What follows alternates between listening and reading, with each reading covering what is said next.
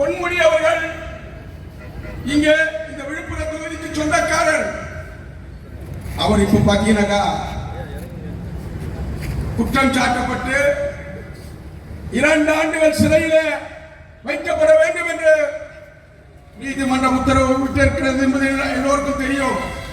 இப்பொழுது நீதிமன்றம் supreme court உச்ச நீதிமன்றத்துக்கு சென்று உச்ச நீதிமன்றத்திலிருந்து இப்போது தற்காலிகமாக சிறையில் வைப்பது தடுக்கப்பட்டிருக்கிறது.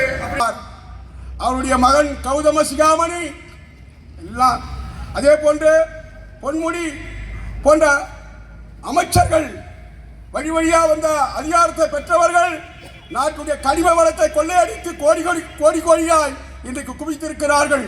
கோடி ரூபாய் கொள்ளையடித்திருப்பது 2 லட்சம் கோடி ரூபாயை பிணவரையிலே வைத்திருப்பது என்பது ஊரறிந்த ரகசியமாக இன்றைக்கு வெளியே வந்திருக்கிறது.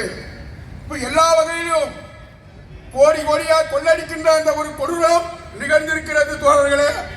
அப்படி சொன்னால் மக்களுடைய வரிப்பணங்கள், மக்களுடைய ஒதுக்கப்பட்ட திட்டங்கள் அத்தனையுமே கொள்ளை கொண்டு போகின்ற ஒரு சூழல் தான் இன்றைக்கு நிற்கிறது. அதை காட்டிலும் இன்றைக்கு ஒரு அக்கிரமம், அநியாயம், ஒரு கொடூரமான சூழல் உச்சகட்டத்திலே கள்ளக்குறிச்சி கள்ளசாராயம் இன்றைக்கு மிகப்பெரிய ஒரு அதிர்வலையாக உண்டாகி இருக்கிறது.